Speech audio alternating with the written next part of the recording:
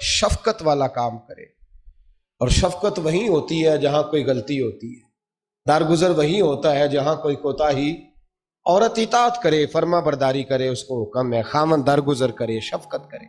और कोई कोताही देखे, कोई गलती देखे, उस पर पर्दा पोशी करने की कोशिश करे।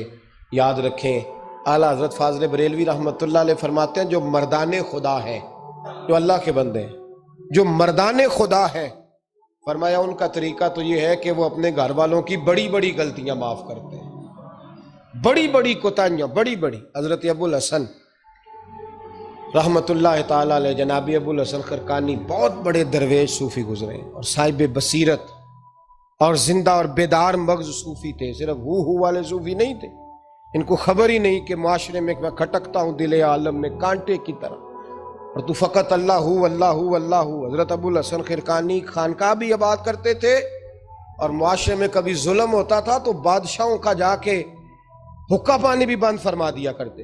बड़े बेदार मगज और बेदार जहन सूफी थे। हजरत बायजीद बुस्तामी रहमतुल्लाह अलैह के सज्जादा थे, और महमूद गजनवी आपका मुरीद था। अब बहुत साहिब बसीरत बादशाह हुआ है, वो आपका खिदमत गुजार तो हाजिर होता था। महमूद गजनवी कहते हैं, जब मैं पहले दिन गया तो बाबा जी मुझे उठ के नहीं मिले, बैठे बैठे सलाम किया। वापस आने लगा तो मुझे छोड़ने आए मेरी सवारी तक। तो मैंने कहा हजरत जी जब आया था तो पूछा भी नहीं और अब छोड़ने आ गए। तो फरमाने लगे, जब तू आया था तेरे अंदर तकब्बर था, तू कहता था मौलवी बादशाहों को उठ उठ के मिलते, इसलिए नहीं मिला। और अब तू सोच रहा है कि नहीं, सारे मौलवी एक तरह के नहीं होते, इसलिए मैं तेरी इज्जत देना तेरे लिए ज़रूरी समझा है, इसलिए तुझे छोड़ने आया हूँ। हजरत अबुल हसन बड़े साहिब बसीरत आदमी। एक आदमी यमन से आया, कई 100 किलोमीटर का सफ़र तय करके मिलने। उसने दरवाजे पे दस्तक दी, हजरत के घर के दरवाजे, बादशाह के पीर हैं। अंदर से बीबी साहिबा बोली, कौन है दरवाजे पे? फरमाया, मैं यमन से आया हूँ या मिस्र से आया हूँ, बड़ी दूर से, मुलाकात करनी है। हजरत साहब किधर हैं?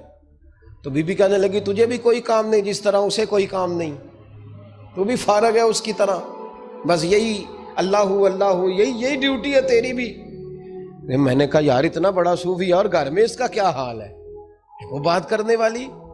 तो मैंने कहा जनाब हजरत किधर है? तो कहने लगी वो कोई जंगल में बैठा अल्लाह अल्लाह कर रहा होगा, ना बच्चों की फिक्र ना घर बार की फिक्र, मसलों से भी पेट भरते हैं कभी, उधर बैठा होगा। जा मिलना है तो तू भी चला जा, दोबारा दरवाजे पे दस्तक ना देना, खबरदार। कहते मेरे वो जो मैं एक जायचा बना के आया था ना अल्लाह के वली का, वो मेरा सारा ही टूट गया। मैंने कहा कुछ नहीं यार, जिसका घर हाल नहीं तो बाहर क्या होगा, अंदर ही कोई तबीयत नहीं। लोग फटाफट इतराज करते हैं, कहते हैं साहब फलां बंदे को नहीं सही कर सके तो। हालांकि ये बात और है, ये पहलू और है। नूह अलैहिस्सलाम की बीवी अगर काफिर रह जाए, बेटा अगर गैर मुस्लिम रह जाए, तो ये हिकमत इलाही होती है, ये अल्लाह पाक की हिकमत होती है, हिकमत होती है। इसमें पैगंबर की तबलीग में कोई एतराज नहीं किया जा सकता।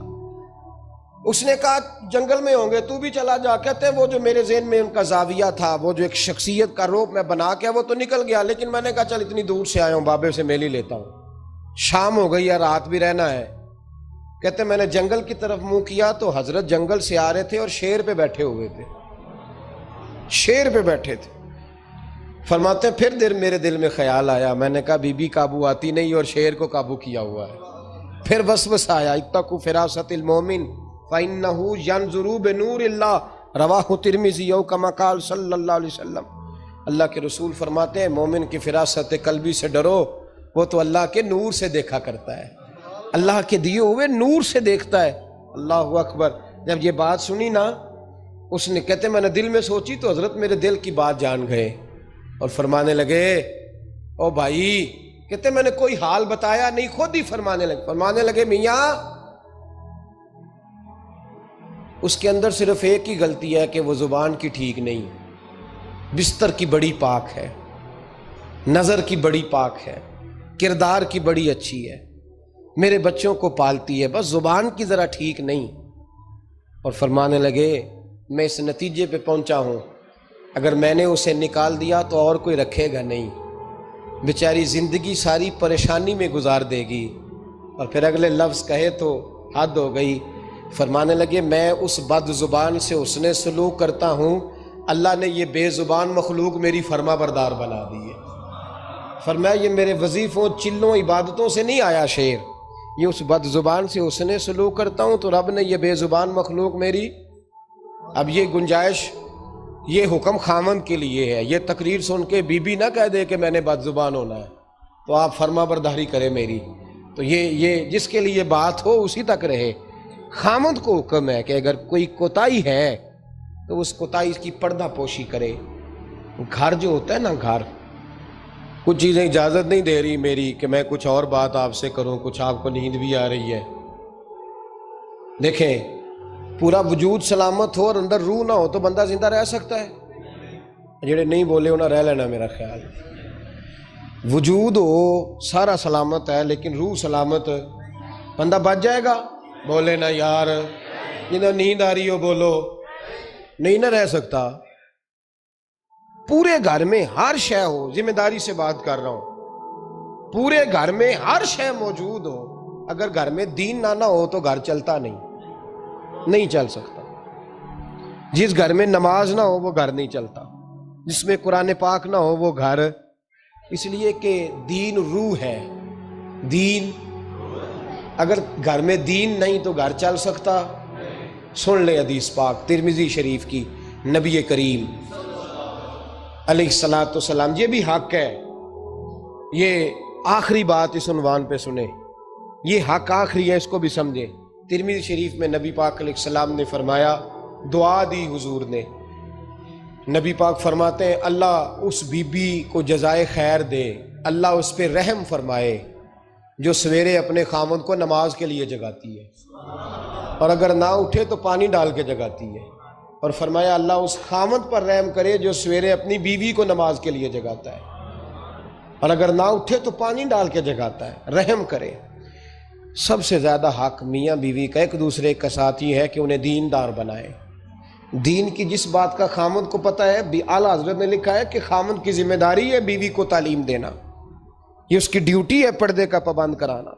उसकी जिम्मेदारी है कि उसे कुरान और सुन्नत के जो अहकाम पता है अपनी बीवी को सिखाए, उसको बतलाए, उसको समझाए, जिम्मेदारी है उसकी। फरमाया अल्लाह उस पर रहम करे, जिम्मेदारी है। एक दूसरे को मजहब से आशना करें, प्यार के साथ मोहब्बत के साथ कायल करें।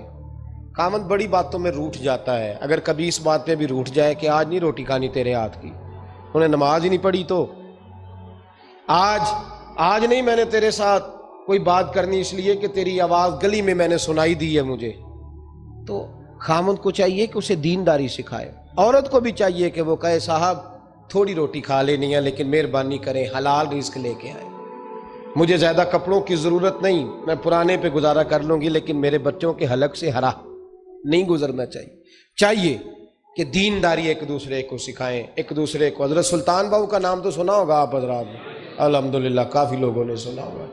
हज़रत सुल्तान बाहू रहमतुल्लाह अलैह के जो वालिद थे उनका नाम था हज़रत बाज़ैद। जागीरदार थे, दुनियादार थे, बहुत बड़े मालदार थे। फरमाते मज़हब की तरफ मेरा रुझान नहीं था। चौथी शादी की बीबी रास्ती के साथ। बीबी साहिबा बड़ी नेक थी। बीबी साहिबा कहती हैं मेरा दिल करता था मेरा खामद भी नमाजी हो जाए, और आम दुनियादार नहीं थे, 7 जागीरों के मालिक थे। बड़ा मुश्किल होता है पीराने उजाम के आस्थानों पे गरीब लोग रह गए, जेड़ा 4 जमाता पढ़ जाए या पैसे आ जाए उन्होंने तो किसी पीर की लोड़ ही कोई नहीं। और अगर बंदा मालदार हो तो कई पीर वो आप मुरीद होंगे ने, वो कहते मैनू आप किन्ने पीर सलूट कर दें। एक साहब ने मेरी एक दफ़ा इफ्तारी की तो कहने लगे आपकी इफ्तारी है। उस जगह एक इज्तिमा से मैंने बयान भी करना था, तो वापसी पे उनके यहाँ उन्होंने मुझे फोटोएं दिखानी शुरू कर दी। अब ये भी एक मसला है ना, क्या कहते हैं उसको, सेल्फी जी। बड़े बड़े सियाने बंदे सारी दिहाड़ी यही काम कर दे रहे और कम ही कोई नहीं सिरे। तो वो मुझे तस्वीरें दिखाने लगे, ए पीर साहब दी भी मैं दावत की थी, ए पीर साहब दी भी मैं दावत की थी, ए पीर साहब दी भी मैं दावत की थी, ए पीर साहब दी भी मैं दावत। 14-15 पीर मुझे गिनवा दिए। तो खाने तो बाद मैनू कह लगे कि तुसी दोबारा कदों आओगे। मैं कहा जो तुसी 200 बंदे मेरा भी नाम दस लोगे उदों आ जाएंगे। अब मालदार आदमी है ना, तो अब बाद में मुझे एक दफ़ा उन्होंने फ़ोन किया, मैं क्या वो बड़े बड़े पीरां दी इस लिस्ट मैं अपना नाम नहीं शामिल कराना चाहता। मैंने तू ना छोटे छोटे जी रहने दे भाई, हम बचते हैं इस काम से, बचते हैं ऐसे आदमी से। वो किसी दरवेश ने कहा था, जिसकी हर बात में पोशीदा हो निश्तर की चुभन, ऐसे हर साहिब एहसान से डर लगता है, बचना चाहिए। तो मालदारों के तो आप बड़े मुरीद होते हैं, कई पीर हाजरियाँ देते फिरते हैं, कहीं मौलवी दस्ते नगर होते हैं, माज अल्लाह। अल्लाह खुददारी और इज्जत नफ्स अता करे, आमीन तो कह दीजिए। दीनदारी के अल्लाह तौफीक अता फरमाए। तो बहुत बड़े जागीरदार थे हजरत सुल्तान बाहू रहमतुल्लाह अलैह के वालिद। बीबी शहबा कहती है नमाजी बनाना था खामंद को। किसको? किसने? बोले, किसने नमाजी बनाना है? और बीवी को किसने बनाना है? पक्की गल ने दी। मैं काउंसलर साहब नूं मैं क्या माशाल्लाह जित गए हो? कहते हाँ जी। मैं क्या कहते जी कोई हुक्म होवे तो मैनूं दसो। मैं क्या हुक्म है कि तुसीं अपने हल्के दे बंदियां दी ड्यूटी लानी, केड़ा नमाज हाज़री लानी है, केड़ा नमाज पढ़ना आउंदा ते केड़ा नहीं आउंदा। कहने लगे बड़े सियाणे निकले हो, पहला मैनूं ही वसीते वाड़ छड़िया जी। मैं जाऊँगा तो दूजिया की हाज़री लाँगा ना। तो खामन नमाजी बनाएगा बीवी को, तो उससे पहले खुद बनेगा तो बनाएगा ना जी। जी तो अगर खामन कह दे तू पढ़िया कर, मेरे पीछे ना लगी, तो कितनी जिन्नी को तू पढ़नी उन्नी मैं पढ़नी है ना। तो मैं एक दोस्त को कह रहा था, मैं कह रहा था बच्चे वो काम नहीं करते जो आप कहते हैं। और मैंने जुमे में भी कहा था बच्चे वो करते हैं जो हमारा अमल देख के बच्चे चलते हैं, सिर्फ बात पे अमल नहीं करते। बीबी रास्ती कहती है मैंने ठान ली कि मैंने इस जगीरदार को, वडेरे को, इस मोटे बड़े चौधरी को मैंने नमाजी बनाना और बना के दिखाना है नमाजी। बीबी साहबा कहती हैं कि वो जिस खातून की भी बारी होती थी, 4 बीवियां होती थी, वो उसका हक अदा करते तो बाद में अपनी ख्वाबगाह में जाके आराम करते।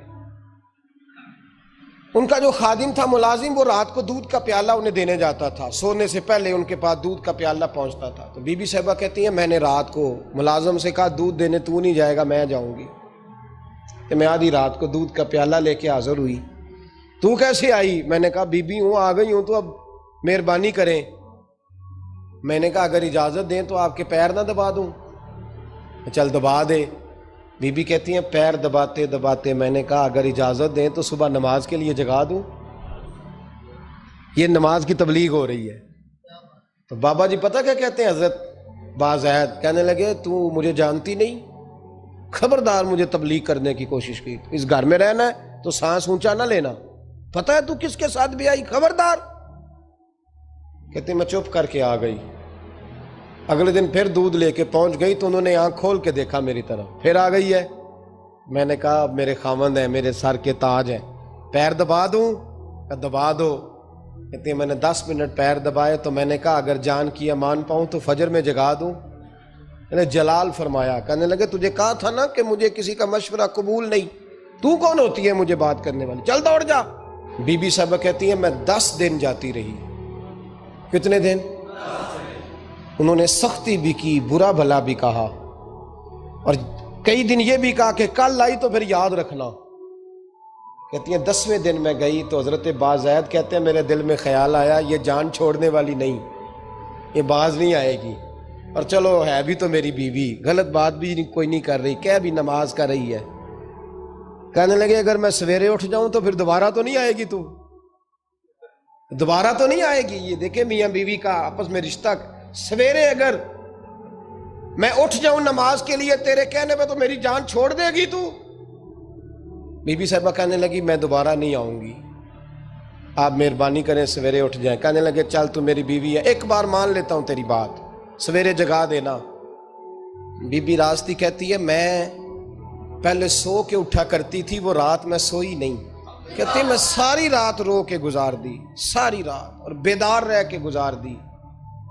सवेरे फजर के वक़्त पानी गर्म किया, बगल में मुसल्ला लिया, खामद को बेदार किया, वुज़ू कराया, और कहती हैं जब वो अल्लाह अकबर कह के सुन्नतों की नीयत बांधी तो मेरे इस तरह आंसू गिरे जैसे सैलाब आता है और दरिया का बंद टूटता है। और मैंने रो के कहा मौला मेरे इख्तियार में यहीं तक था, मैं मुसल्ले पे खड़ा कर सकती हूँ, मैं दिल तो नहीं ना बदल सकती, वो तेरे कब्जे में है, मुकल्लिबुल कुलूब है, फजल कार इसका दिल बदल दे। फरमाती है मैं रोती रही, 2 रकते पढ़ के मेरी तरफ देखा तो फर्जों की नीयत बांध ली, और 2 फर्ज पढ़ के फिर मेरी तरफ देखा, कहने लगे खबरदार सवेरे जगाने आई तो। मैंने कहा जी नहीं जगाती। मेरी तरफ देख के कहने लगे तू नहीं जगाएगी आज के बाद मैं तुझे नमाज के लिए जगाया करूंगा, मैं तुझे जगाऊंगा। आप फरमाने लगी वो नमाजी बन गए, मैं पहले ही नमाजी थी। जब इन 2 नमाजियों का मिलाप हुआ तो अल्लाह ने सुल्तान बाहू जैसा बेटा अता फरमाया, सुल्तान बाहू जैसा बेटा अता फरमाया। मेरे भाई, मियां बीवी एक दूसरे को दीनदार बनाएंगे, एक दूसरे को नमाजी बनाएंगे, वो एक दूसरे पे। और किस तरह का बड़ा मुश्किल होता है बीवी अपने खामद की तारीफ करे, मुश्किल होती है। आला हजरत फाजल बरेलवी रहमतुल्लाह ताला अलैह की ज़ौजा, उनका तरीका ये था कि वो इतनी शनासा हो गई थी, आला हजरत लिखते थे तो वो वाकिफ़ हो गई थी। वो किताब का आला हजरत फरमाते तो वही किताब उठा के ज़ौजा लाती। उस ज़माने में कलम बनते थे अपने हाथों से, लोग छुरी लेके उसके साथ कलम बनाया करते थे। तो कलम बना के स्याही रखती, कागज़ कई दफ़ा डांट देते, आला हजरत कई दफ़े डांट देते, लेकिन अम्मा जी सुनती। वक्त विसाल आया तो एक दिन फरमाने लगे, हामिद रज़ा की माँ तूने सारी ज़िंदगी मांगा कुछ नहीं, तूने मेरी बड़ी नौकरी की, मेरे दीन के कामों में सबसे बड़ी मददगार तू थी, चल कुछ चीज़ मांग ले। जब दीन के रिश्ते होते हैं तो फिर मामले भी दीनदारी के तय होते हैं। कुछ मांग ले, बड़ा कुछ मांग लेती है ना बीबियाँ, बड़ा कुछ। आला हज़रत की ज़ौजा क्या कहती हैं मैंने आपको सुबह शाम देखा है, मैंने आपके दुख सुख देखे, खुशी गमी में आपका रवैया देखा है, मैंने आपको हमेशा दीनदार और परहेजगार पाया है। अगर मुझे कुछ देना है तो हाथ उठा के मेरी बख्शिश की दुआ कर दें, और अगर सुबह क़यामत मुझे ज़रूरत पड़ी तो मेरी सिफारिश कर देंगे। आला हज़रत रो पड़े, ये दीनदारी के रिश्ते हैं, रो पड़े। फरमाने लगे तेरे साथ वादा है, मुस्तफ़ा करीम सल्लल्लाहु अलैहि वसल्लम के सदके अहमद रज़ा जब जन्नत में जाएंगे तो तुझे साथ लेके जन्नत में जाएंगे, साथ लेके जाएंगे। तो भाई दीनदारी बनाए, हुन्ना लिबासुल लकुम व अंतुम लिबासुल लहुन, वो तुम्हारा लिबास है और उनका लिबास हो। रमज़ान शरीफ आ रहा है, इरादा कर लें कि तरावियाँ सारी जमात के साथ पढ़नी है, पढ़ेंगे इंशाअल्लाह ताला। नौजवानों से मेरी गुजारिश है, जवान बच्चों से, ज़रूरी कोई मजहबी चीज़ आपने देखनी हो, सुननी सुनानी हो तो ठीक है, वरना रमज़ान में मोबाइल इस्तेमाल ना करें, मेहरबानी फरमाएं। इरादा करें, अगर कभी मजबूरी बन जाए ना तो अस्पतालों में भी 2-2 घंटे बंदे को एक टांग पे खड़े होने पड़ जाता है। पासपोर्ट के दफ्तर लोग खड़े रहते हैं, शनाख्ती कार्ड के दफ्तर खड़े रहते हैं। इरादा करो कुरान पाक सुनने का, और मस्जिद में हाजिर हो के बाजमात 20 तरावियाँ पूरी पढ़ो, और इशा से पहले आओ, सुन्नतें अदा करके मस्जिद में नमाज पढ़ो। रोज़ा कोई शैतानी वसवसा करीब ना आने दो, रोज़े रखने हैं और इंशाअल्लाह रखने हैं, पूरे रखने। मजदूर आदमी जो मजदूर है वो कहता है मैं मजदूर हूं, मैं कैसे रखूं? और खुदा के बंदे, रब ताला ने तेरे ऊपर फ़र्ज किए हैं, वो कहता है मैं वो चीज़ फ़र्ज करता ही नहीं जो तू उठा ना सके। उसको पता था हम रख लेंगे तभी फ़र्ज किए ना। और मजदूर को तो अल्लाह अजर भी ज़्यादा अता करता है, किसी वसवसे पे ना लगे। और कुरान, ये 2 बातें हो गई, रोज़ा और तरावी। और तीसरा, दिन के 2 हिस्से करें, जो वक़्त बच जाए उसके 2 हिस्से करें। आधे हिस्से में कुरान पाक पढ़ना है और आधे हिस्से में दुरूद व सलाम पढ़ना है। ये वजीफ़े पक्के कर लें। और जो लोग गरीबों की मदद करते हैं, मिस्कीनों की, यतीमों की, उनसे मेरी गुजारिश है कि वो मेहरबानी करें तो 1 रमज़ान को लोगों के साथ ताउन करें। किस तारीख को जी? बोले कारी साहब ने सूट कितने देंदे हो जी, ताकि कोई दर्जी सी के ना देवे, ये किधरे पा ना लैवे सूट। मौलवी भी नवा, ये साडा मौलवी ये तो पुराने दी चंगा लगता है। और पहले दे मियाँ ये काम भी पहले करें ताकि वो सिला लें और सिला के पहन लें। मेरी बातों की समझ आ रही है आप हज़रात को? गरीब के साथ, मिस्कीन के साथ, जिसके साथ भी को ताउन करना है वो पहले करें, पहले। अपने बच्चों के कपड़े बाद में और गरीबों के बच्चों को पहले, ताकि वो शरीक हो, रमज़ान में शरीक हो। किसी को सौदा तो पहले दें, जो पहले करने के काम है उनको पहले करें, मेहरबानी फरमाएं। रमज़ान की नीयत करें, इरादा करें, अपने अंदर ज़ौक़ पैदा करें। मैंने अपने दोस्तों को कल सबक दिया है कि काम मजबूरी से भी हो जाता है और शौक़ से भी। लेकिन मजबूरी से करने से मज़ा नहीं आता। शौक से करें तो मज़ा ही आ जाता है, मज़ा नहीं मज़ा ही आ जाता है। तो काम करेंगे, लुत्फ आएगा आपको रोज़े रखने का, इबादत करने का, लेकिन लुत्फ के साथ।